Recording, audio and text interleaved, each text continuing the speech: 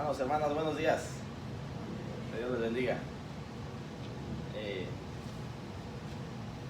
Dijo alguien, vamos a romper el hielo. Dijo alguien que levante la mano los que están listos. Y dijo, ahora que levante la mano los que son listos. Amén. Bueno, dijimos que íbamos a romper el hielo, pero bueno, esta mañana vamos a continuar con el estudio que estamos llevando de la iglesia que Dios desea. Imagínese eso, el deseo de Dios, el deseo de la iglesia que Él quiere, que Él anhela. Y es un tema interesante que vamos a estar llevando por las siguientes semanas. Esta es la tercera. Entonces, como tercera semana, el tema de hoy es una iglesia inflexible. Inflexible con la verdad. Es el tema de hoy, una iglesia inflexible. Pero para ello, pues vamos a comenzar con una oración, hermanos. Oremos. Bendito Dios, Padre amado, te damos las gracias en esta mañana. Te damos las gracias, Padre, por tu misericordia, porque ciertamente es un privilegio el poder estar aquí esta mañana, Padre. Vemos lo que está pasando, vemos lo que está sucediendo alrededor de nosotros, Padre, en nuestra comunidad, no tan solo en nuestra comunidad, sino en el mundo entero. Vemos que ciertamente este mundo está siendo golpeado, está siendo azotado, Padre, por las enfermedades, por las inclemencias, por las guerras, por tantas cosas, Padre, que vemos día a día, que podemos ver, que podemos oír. Pero, Padre, seguimos confiando en tu voluntad, seguimos confiando en ti, seguimos confiando, Padre, que tu plan es perfecto, aunque no lo entendamos, aunque no lo comprendamos, Padre. Te pedimos, Padre, que tú nos guíes, que tú nos orientes en esta mañana. Siempre seguimos, Padre, intercediendo en oración, Padre, por aquellos que están en necesidad, Padre, por aquellos que han sido afectados por esta pandemia, por aquellos que están en un hospital en este momento, Padre, por aquellos que están en su casa, Padre, con esta enfermedad. Bendito Dios, te pedimos que tú pongas tu mano poderosa sobre ellos, que tú los guardes, que tú los protejas, Padre, que tú traigas la sanidad. Padre, y cuando hablamos de sanidad, no tan solo hablamos de esa sanidad física, sino pedimos por esa sanidad, Padre, espiritual, que es la más importante, que es la primordial para cada ser humano. Bendito Dios, estamos aquí avanzando con este tema y te pedimos, Padre, que nos des la orientación, que nos des, Padre, palabra, que sea tu palabra, Padre, la que sea hablada esta mañana. Que podamos entender a través de este estudio lo que es la sana doctrina, lo que es lo que tú esperas de tu iglesia, de tu pueblo. Padre, sabemos que hay tanta necesidad en el mundo, que hay tantas cosas, Padre, que están fuera de nuestro control. Es por eso que venimos ante ti, Padre, para que tú pongas tu mano poderosa sobre todas esas necesidades, sobre todas esas enfermedades, Padre, y que tu nombre sea glorificado a través de lo que tú estás haciendo y lo que tú vas a hacer, Padre. Padre, te pedimos que seas tú quien nos guíe en esta mañana, que seas tú quien nos oriente, y todo esto lo pedimos, Padre, en el nombre de tu Hijo amado Jesucristo. Amén. Sí, hermanos, una iglesia inflexible con la verdad. ¿Qué significa eso? ¿Qué significa el ser inflexible? Una palabra que tal vez no usamos mucho, que tal vez no hemos oído mucho. Inflexible quiere decir que no se dobla, que no se desvía, que no se sale de su estado original. La verdad debe de ser algo inflexible. Quiere decir que no estamos dispuestos a cambiar la verdad, que no estamos dispuestos a tratar de acomodarnos de cierta manera a ciertas cosas. Esa es la iglesia que Dios desea, una iglesia que sea inflexible con la verdad, que estemos dispuestos a defenderla, que estemos dispuestos a seguirla, que estemos dispuestos a ir a la batalla. Ese es el tema de esta mañana, hermanos. Y como siempre comenzamos con una pregunta. La pregunta de esta mañana es: ¿cómo sería la vida si no pudiéramos confiar en la verdad? ¿Cómo sería nuestra vida si en realidad no hubiera algo en qué confiar? Si en realidad no hubiera algo de lo que podemos depender, algo por lo que podemos luchar, ¿cómo sería la vida? Si en realidad no estamos confiando en algo verdadero.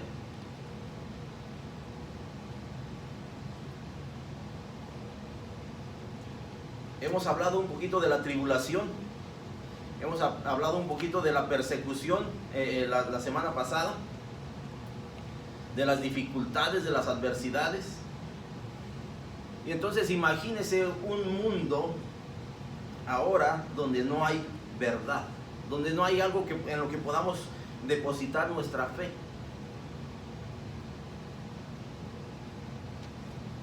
Si ya hemos hablado de persecución, imagínese ahora cómo sería un mundo sin verdad.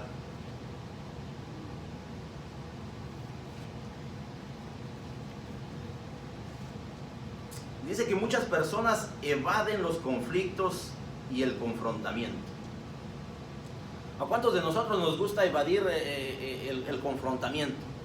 De repente, híjole, mejor no digo nada porque pues vamos a causar un conflicto, pues vamos a en realidad estar en un enfrentamiento. Mejor evadimos lo que está sucediendo y hacemos como que no vimos nada, como que no oímos nada, y nos vamos por un lado. ¿Cuántas veces hemos cruzado al otro lado de la calle con la esperanza de evitar algún problema? ¿Cuántas veces nos hemos dado la vuelta cuando vemos que la situación viene y mejor nos vamos en la dirección contraria? ¿Cuántas veces hemos evadido la situación? ¿Cuántas veces hemos evadido el enfrentamiento, el conflicto, el problema? Ciertamente en Romanos 12:18, el apóstol Pablo nos aconseja, dice: si es posible, en cuanto dependa de vosotros, estad en paz con todos los hombres.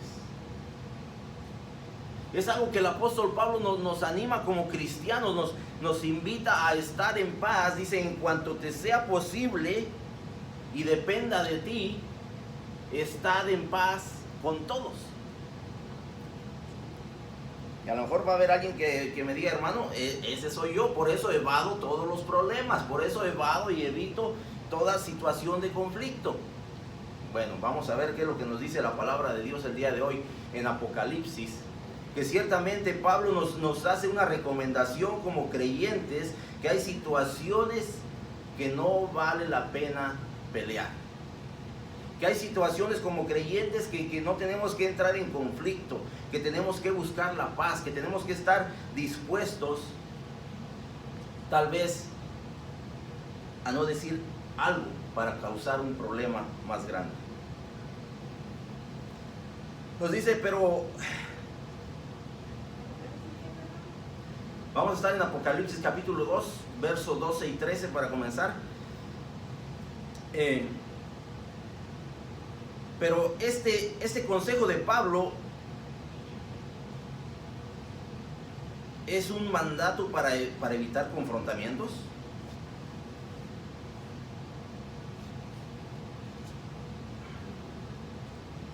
Pero ¿acaso no debemos de evitar el confrontamiento para mantener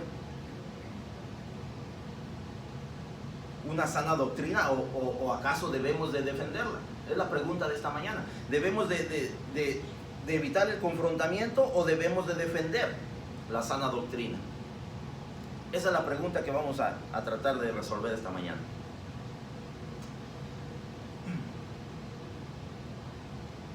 Recuerden que Pablo también fue el que dijo: como antes hemos dicho, también ahora les repito, si alguno os predica diferente evangelio del que habéis recibido, sea anatema. Si alguno les predica algo diferente a lo que son las buenas nuevas, algo diferente a lo que es el evangelio de Jesucristo, dice, sea anatema. Eso nos lo dice en Gálatas 1:9. La palabra anatema significa maldecido. En el sentido vulgar dice que sea condenado al infierno. Eso es lo que quiere decir la palabra anatema. Si alguien más nos trae un evangelio diferente, una verdad que no tiene nada que ver con Jesucristo, dice, sea anatema.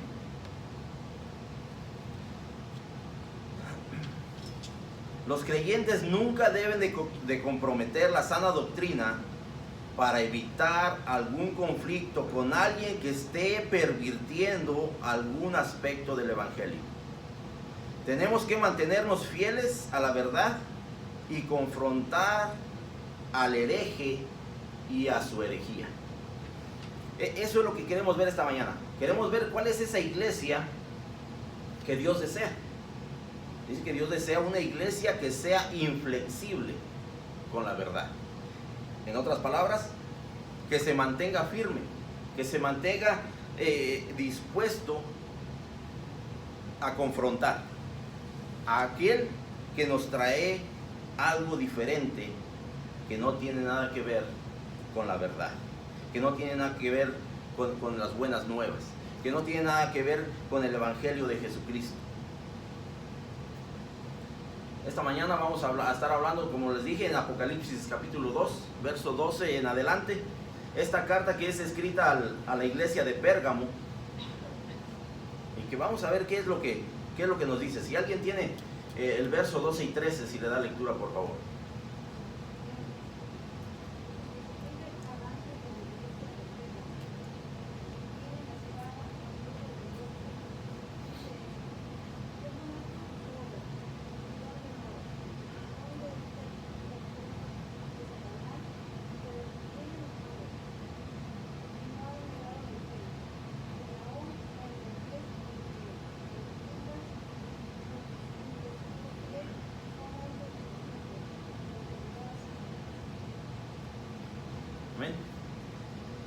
Vemos cómo comienza esta carta una vez más. Al igual que las dos cartas que hemos leído, esta comienza de la misma manera. Dice, y escribe al ángel de la iglesia en Pérgamo. Hablamos de quién es el ángel. ¿Quién es el ángel de la iglesia? ¿Quién es porque el significado de ángel es el mensajero de Dios. Es el que va a llevar el mensaje, el que va a compartir. Y dice, y escribe al ángel de la iglesia en Pérgamo. Esta carta a la iglesia no es para que el mensajero se quede con el mensaje. Esta carta es para que el mensajero vaya y comparta a la iglesia. Porque hay algo importante que discutir. Hay algo necesario que la iglesia tiene que saber. Dice, el que tiene la espada aguda de dos filos, dice esto. Entonces tal vez nos preguntamos, ¿y quién es el que está hablando? Dice, el que tiene la espada aguda de dos filos, dice esto. ¿Quién le está diciendo que escriba esta carta? ¿Quién es el que está hablando? Cuando leemos en Apocalipsis capítulo 1, nos habla de quién está hablando. En el verso 16 nos dice, tenía en su diestra 7 estrellas, de su boca salía una espada aguda de dos filos, y su rostro era como el sol cuando resplandece en su fuerza. si leemos un poco más atrás, nos está hablando específicamente de Jesucristo. Jesucristo es el que está dando estas cartas a las iglesias. Jesucristo es el que le está diciendo al apóstol que escriba estas cartas. Y cada uno diferente a cada iglesia.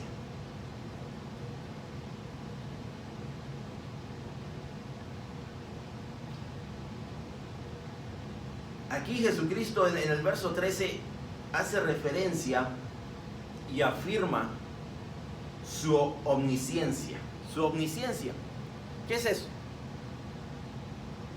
Confirma de que Él lo sabe todo, de que Él lo conoce todo. Dice, yo conozco tus obras. Jesucristo conoce las obras de la iglesia. Jesucristo conoce lo que tú y yo hemos hecho. Jesucristo conoce lo que tú y yo no hemos hecho. Jesucristo lo sabe todo. Dice, y le habla aquí a la iglesia de Pérgamo, yo conozco tus obras. Yo sé todo lo que has hecho. Se los recalca, se los hace saber.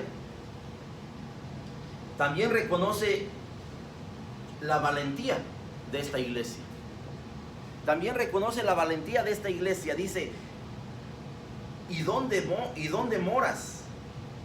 Donde está el trono de Satanás. Reconoce que esta iglesia está en un lugar, no en un ambiente muy bueno. Que esta iglesia está en un lugar donde ciertamente se practican ciertas cosas que no agradan a Dios. La ciudad de Pérgamo. Una ciudad donde adoraban a muchos dioses. Donde tenían un templo para su dios Zeus. Donde es la ciudad donde se empieza a adorar a los reyes, al César. Y Dios, Jesucristo está reconociendo, dice, yo sé dónde moras, dice, donde está el trono de Satanás. Yo sé que esta iglesia está en un lugar donde ciertamente el ambiente no es muy bueno, donde ciertamente todos los días tienen que lidiar con tantas cosas, con tanto pecado, donde se refiere que ahí mismo está el trono de Satanás. Dice, yo sé lo que han luchado, yo sé lo que han vivido, yo sé que, y reconoce la valentía de esta iglesia al estar en un lugar donde no es muy propicio, donde ciertamente va a haber persecución, donde ciertamente van a ser perseguidos porque la gente adora a Satanás. Dice, yo reconozco todo eso, yo lo entiendo, yo conozco todas sus obras, yo sé dónde están. Y todavía hace un reconocimiento más allá. Dice, pero retienes mi nombre. En otras palabras, sí, están lidiando con tantas cosas, pero han permanecido, reconociendo quién soy yo. Dice, y no han negado mi fe. Y no han negado mi fe, dice, ni aún en los días en que Antipas, mi testigo fiel, fue muerto entre vosotros. Está hablando del sacrificio de este hombre, está hablando de lo que tuvo que vivir a través de su fe, a través de lo que se vivía en ese tiempo, en ese lugar, que tuvo que morir por defender su fe. Jesucristo reconoce que esta iglesia se ha mantenido fiel, se ha mantenido firme, a pesar de las circunstancias, a pesar del ambiente en que se vivía, a pesar de ver que este hombre tuvo que morir por su fe. Dice, aún así dice, se han permanecido, se han retenido, siguen creyendo en mi nombre.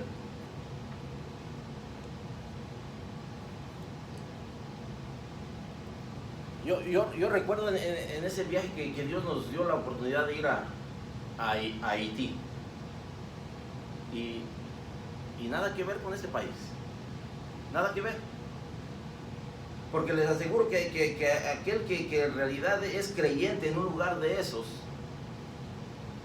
pasa persecución, pasa temor. En un lugar donde ni siquiera iglesias hay. Donde lo que hay es el templo de Satanás. Donde hay persecución. Pero aquí Jesucristo hace el reconocimiento de lo que esta iglesia ha hecho. Que ha permanecido fiel, que ha retenido su nombre, que no ha negado su fe, a pesar de las circunstancias, a pesar de la persecución, a pesar del peligro, a pesar de que la muerte estaba latente para cada uno de ellos. Y Jesucristo hace el reconocimiento, y Jesucristo pide que escriban esta carta a esta iglesia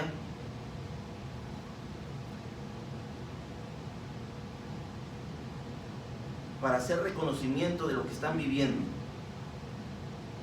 Y al final de este versículo otra vez hace el reconocimiento y dice: donde mora Satanás, donde en realidad puede haber una persecución fuerte, donde en realidad tienen que lidiar con cosas todos los días, y estamos hablando de pecado. Le damos gracias a Dios que no estamos en un país de esos. Le damos gracias a Dios que hasta aquí nos ha guardado. Pero sí tenemos que reconocer que en el mundo hay lugares como este, donde la gente no puede proclamar su fe, donde la gente tal vez tiene que esconderse, donde la gente tiene que correr de la persecución.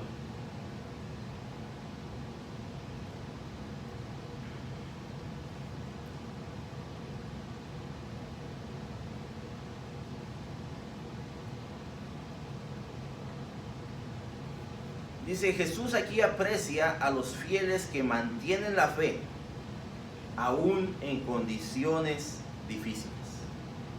Aún en condiciones difíciles, aún en condiciones de persecución, aún en condiciones de muerte.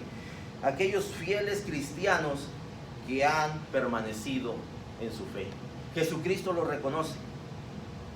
Dice: toda guerra tiene sus héroes que se mantuvieron firmes aún al punto de perder la vida.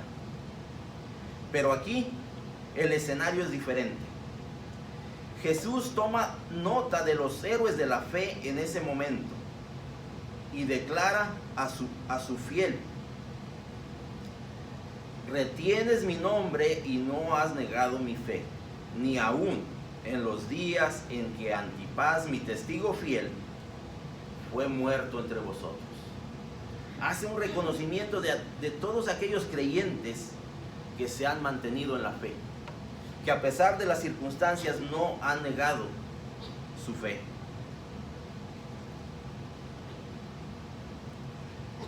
Aquí la segunda pregunta que queremos hacer, hermanos, es: ¿qué doctrinas estarías tú dispuesto a defender con tu vida? ¿Qué estarías tú dispuesto a defender con tu vida?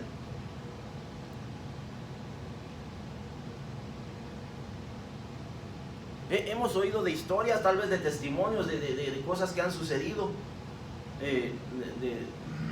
Por ahí oímos alguna de una iglesia que estaba lidiando con los grupos armados, y que de repente un grupo armado entró a esa iglesia y le dijo: a ver, ¿cuántos de ustedes son creyentes? ¿Cuántos son cristianos? A ver, párense. No hubo muchos que se pararon. No hubo muchos que se pararon, pero los que se pararon defendieron su fe. Y la respuesta de estos guerrilleros dijeron: sáquenme a todos aquellos que no se pararon y mátenlos, porque no están dispuestos a defender su fe, porque en realidad no son lo que dicen ser. Son cosas que tal vez pensamos que son historias, pero que son realidades de la vida. Que la iglesia en sí, hay muchas iglesias que no están dispuestas a defender su fe cuando ven el peligro.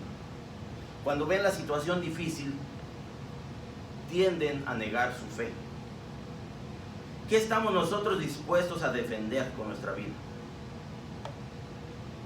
¿Estamos dispuestos como un apóstol Pablo, un apóstol Pedro, Juan, qué sé yo? ¿Estamos dispuestos a poner la vida en la línea por defender nuestra fe? Aquí hace un énfasis en la espada aguda de dos filos.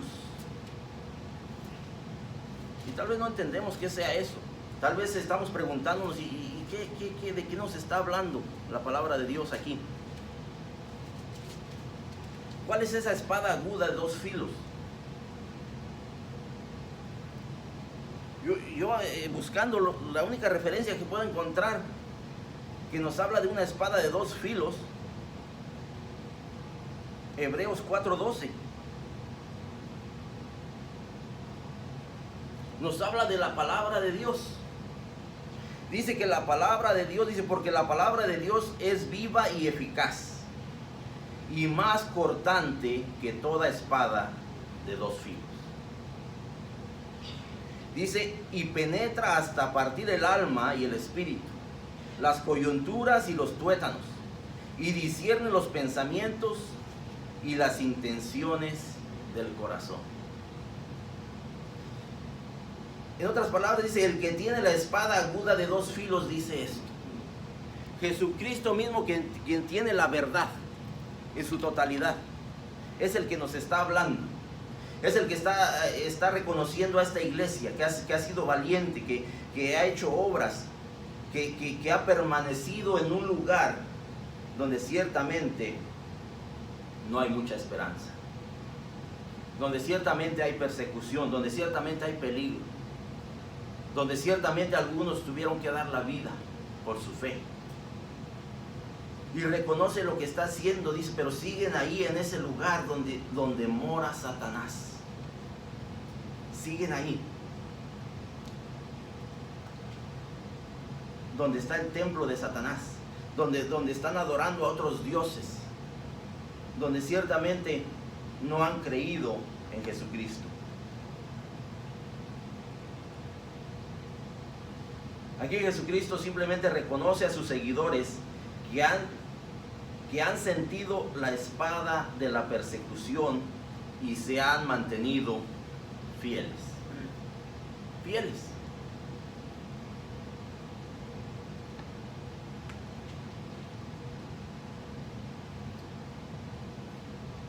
La persecución, hermanos, no tiene que ser de muerte. La persecución viene por cuestiones mínimas, crítica, cuestiones que de repente los gobiernos quieran cerrar las iglesias, cuestiones que de repente, bueno, está bien, el gobierno dice que van a cerrar la iglesia, está bien. ¿Qué vamos a hacer nosotros ante esa persecución? ¿Qué estamos dispuestos a hacer nosotros para seguir manteniendo nuestra fe? Hoy ya no voy a la iglesia porque mi vecino me critica. Ya no le voy a platicar al compañero de trabajo porque ¿qué tal si me deja de hablar? Esa es parte de la persecución, hermanos. Es parte de qué estamos dispuestos nosotros a hacer o no hacer para defender nuestra fe. Vamos avanzando, le voy a pedir a alguien que lea los versículos 14 y 15.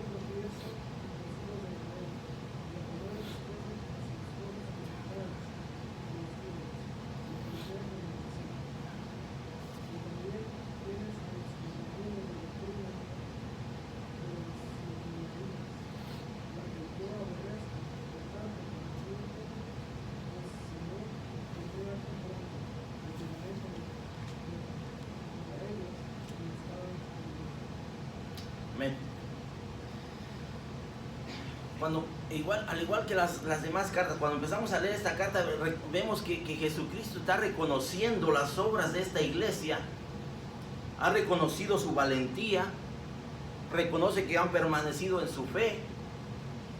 Pero llegamos aquí al versículo 14, y como dicen por ahí, siempre hay un pero. Llegamos al pero. Dice el versículo 14, dice, pero tengo unas pocas cosas contra ti. Jesucristo dice, pero tengo algunos reclamos. Pero tengo algo que en realidad no me está agradando de esta iglesia. Sí, han hecho buenas obras, sí, se han permanecido en la fe, sí, han sido valientes al defenderla. Pero tengo unas pocas cosas contra ti. Que tienes ahí a los que retienen la doctrina de Balaam. Que en otras palabras, ahí entre la congregación, entre el pueblo de Dios, hay estas personas que tienen una doctrina diferente, que tienen una creencia diferente, que no están de acuerdo a lo que Dios espera de su iglesia. Pero como iglesia nosotros podemos tener un gran compromiso con Jesucristo. Como iglesia podemos estar haciendo buenas obras todos los días y todo el día. Pero dice Jesucristo, tengo algunas cosas contra ti. Podemos tener un gran compromiso con la iglesia, pero tal vez estamos permitiendo cosas que no agradan a Dios dentro de la misma iglesia. Este es el reclamo que Jesucristo le está haciendo a esta iglesia de Pérgamo. Dice, pero tengo unas pocas cosas contra ti, que tienes ahí a los que retienen la doctrina de Balaam, que enseñaba a Balac a poner tropiezo ante los hijos de Israel. Tienes ahí a esas personas que de alguna manera están metiendo una falsa doctrina, que de alguna manera están haciendo que algunos tropiecen, que de alguna manera están ahí buscando que los seguidores en realidad no permanezcan en su fe. Jesucristo aquí identifica a algunas personas que están dentro de esta iglesia con una doctrina diferente. Has hecho todo bien, has permanecido en la fe, sí, pero hay algo que necesitas corregir. Hay algo que no está bien dentro de esta iglesia. Que están estas personas que se les ha permitido estar ahí teniendo una doctrina diferente. Una doctrina que no es sana para la iglesia. Una doctrina que puede pervertir su pensamiento y su corazón. Dice la segunda parte de este versículo, dice, a comer de las cosas sacrificadas a los ídolos y a cometer fornicación. A cometer fornicación. O sea que esta es la doctrina que estas personas tenían. Estas eran las creencias que ellos llevaban. Y que para ellos todo esto estaba bien. Pero estaban dentro de la misma iglesia. Con los creyentes fieles. Con los que estaban haciendo buenas obras. Con los que estaban defendiendo la fe. Y que estaban dispuestos a dar su vida por ella. Pero que no habían hecho nada para cambiar esta situación. Sí, creemos que tenemos un gran compromiso con Jesucristo, pero estamos dejando que sucedan cosas que no deben de suceder dentro de la iglesia. Que no debemos de permitir que alguien más venga con una doctrina diferente a lo que la palabra de Dios nos enseña.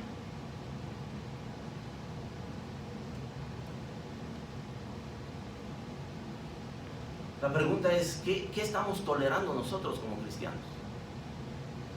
¿Qué son algunas cosas que estamos tolerando, que estamos permitiendo dentro de nuestra iglesia, dentro de nuestro hogar, dentro de nuestra comunidad, que simplemente a veces estamos dándole la vuelta para no confrontarlo.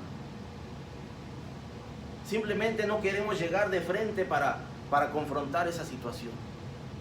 Y nos damos la vuelta y hacemos como que no oímos, como que no vimos nada. ¿Qué es lo que nosotros como creyentes estamos tolerando?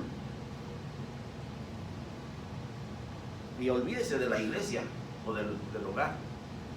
En nosotros mismos, como personas, como creyentes. ¿Qué es lo que estamos tolerando y permitiendo, creyendo que no le estamos haciendo ningún mal a nadie? Que en realidad no le agrada a Dios. Que en realidad no es parte de esa iglesia que Él desea que seamos. Le voy a pedir a alguien que vaya a Gálatas 5:13. A ver qué nos dice ahí, porque algo de esto nos anticipó el apóstol Pablo.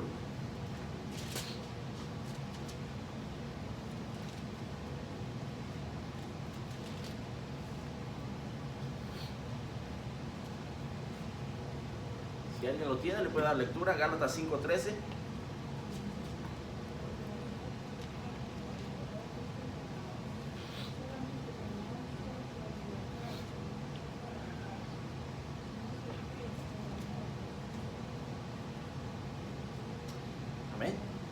Nos dice, porque vosotros, hermanos, a libertad fuisteis llamados.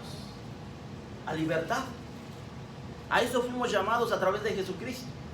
A tener una libertad. Pero el apóstol Pablo nos dice aquí, solamente que no uséis la libertad como ocasión para la carne, sino servíos por amor los unos a los otros.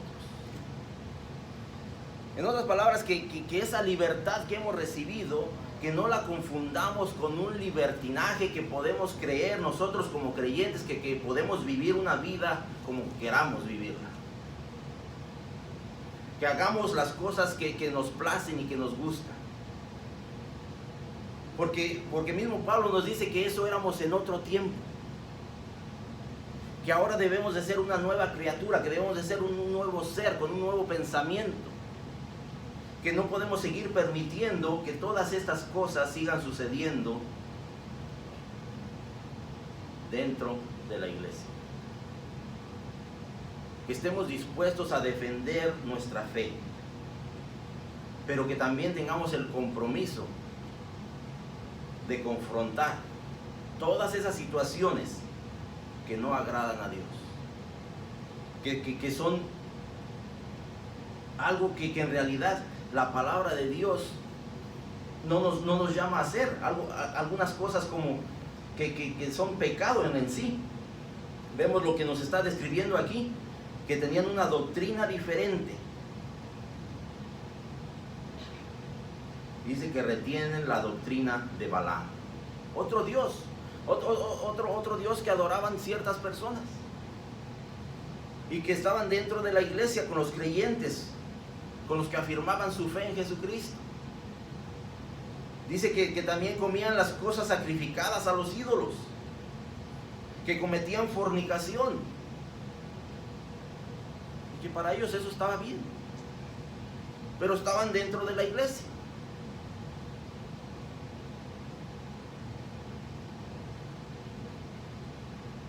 Dice, y también tienes a los que retienen la doctrina de los nicolaítas, la que yo aborrezco.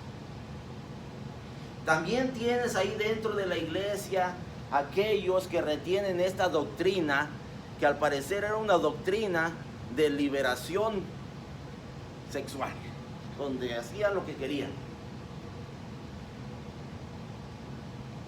También están ahí.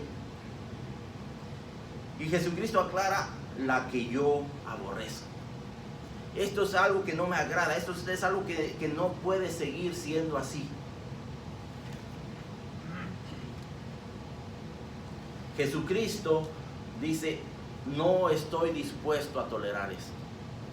Tengo, dice, unas pocas cosas contra ti.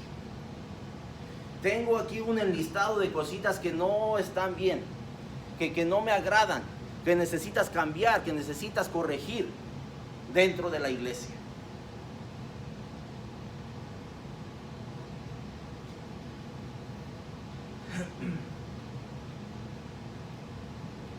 Para Jesucristo esto no es un pecado ligero.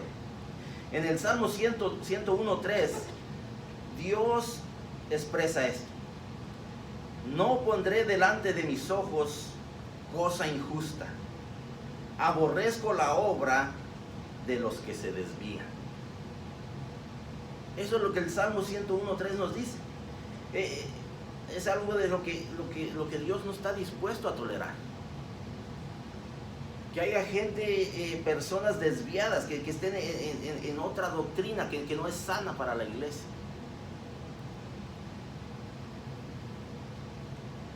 Jesucristo aclara y dice, estas cosas yo las aborrezco. No estoy de acuerdo, no lo voy a permitir. Son prácticas inmorales.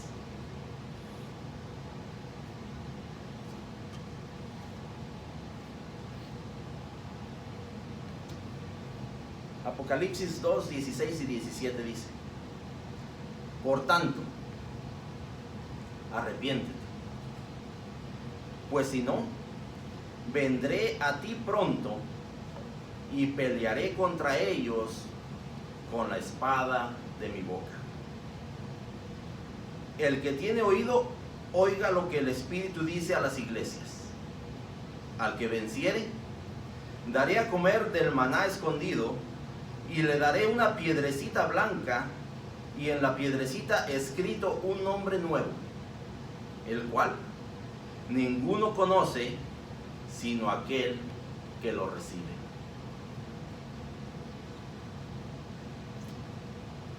Jesucristo aquí hace una aclaración. Cuando dice por tanto, dice, advertidos están. La advertencia ya fue hecha. Lo que se tiene que corregir ya fue dicho. Lo que hay que cambiar ya lo proclamé. Por tanto, dice, arrepiéntete. A veces algunos cristianos creemos que solo los inconversos tienen la necesidad de arrepentirse. Solo aquellos que no han aceptado a Jesucristo. Como creyentes seguimos expuestos al pecado.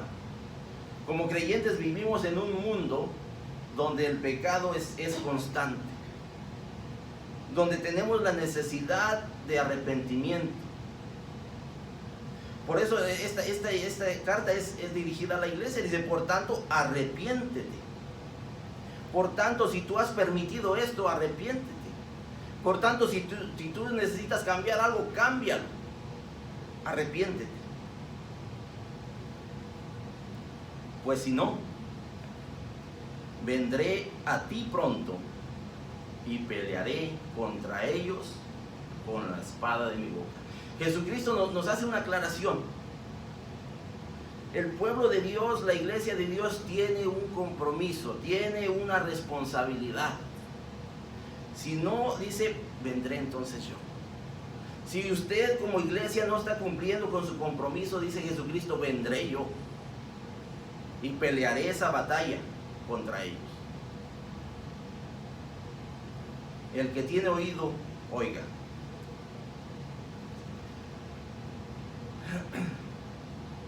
Jesús aquí está retando a su iglesia al arrepentimiento.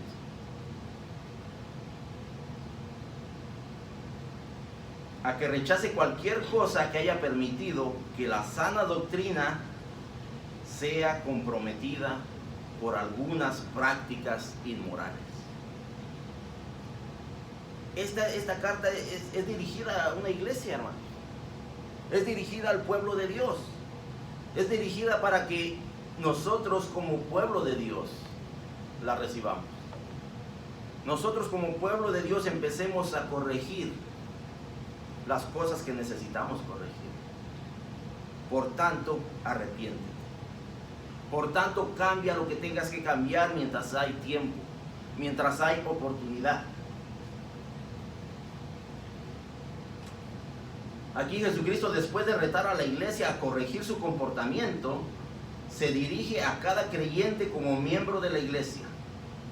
Esto es importante, pues Jesús nunca habla a personas individuales sin antes verlos como miembros de su iglesia, como miembros de su pueblo.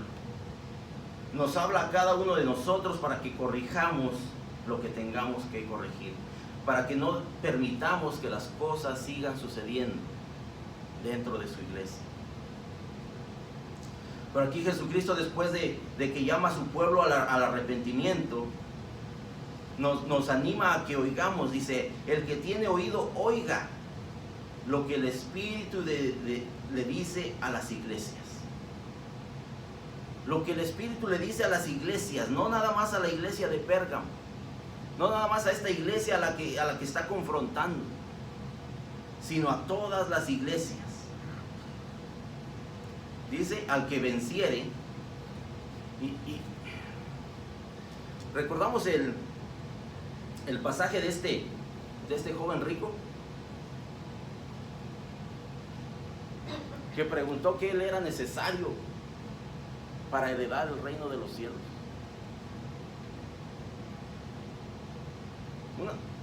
Dice, cumple con los mandamientos. Dice, eso lo he hecho desde mi juventud. Eso yo lo tengo controlado, dijo de otra manera. Dice, una sola cosa te falta.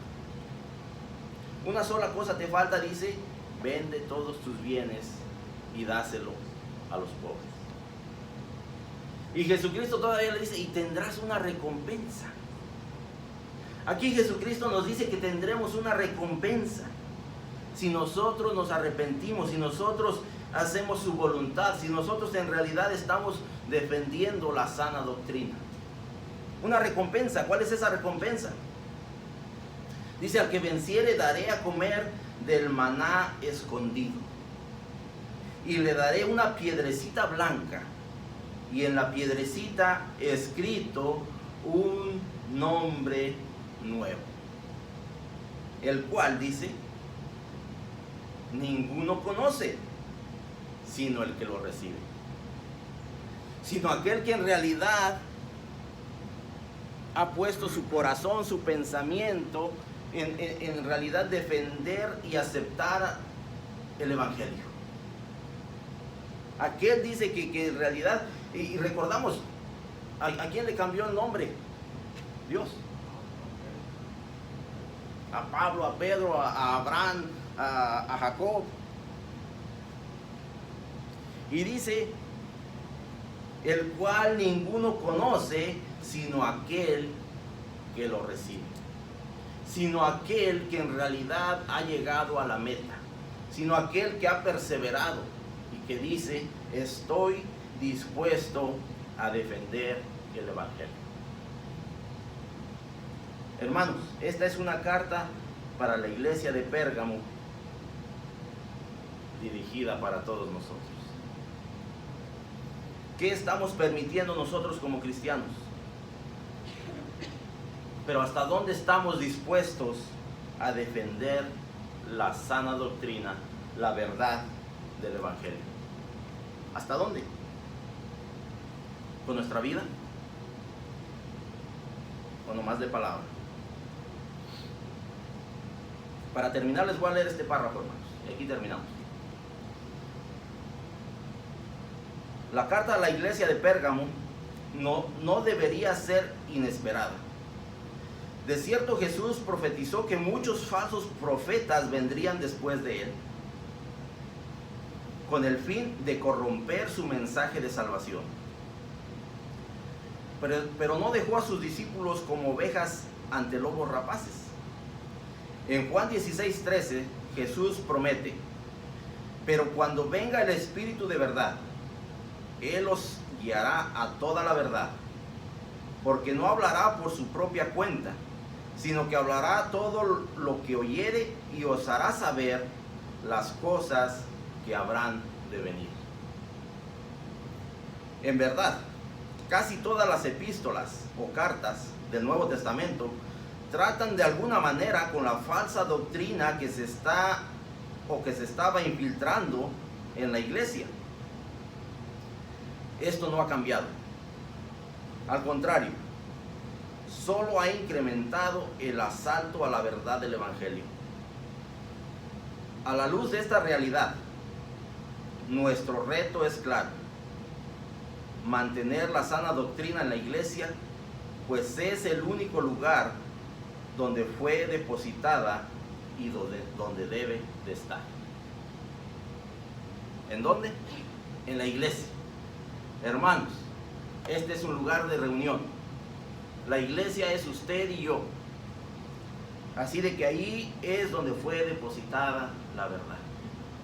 Y tenemos que defenderla. Así de que, hermanos, los animo y que Dios me los bendiga.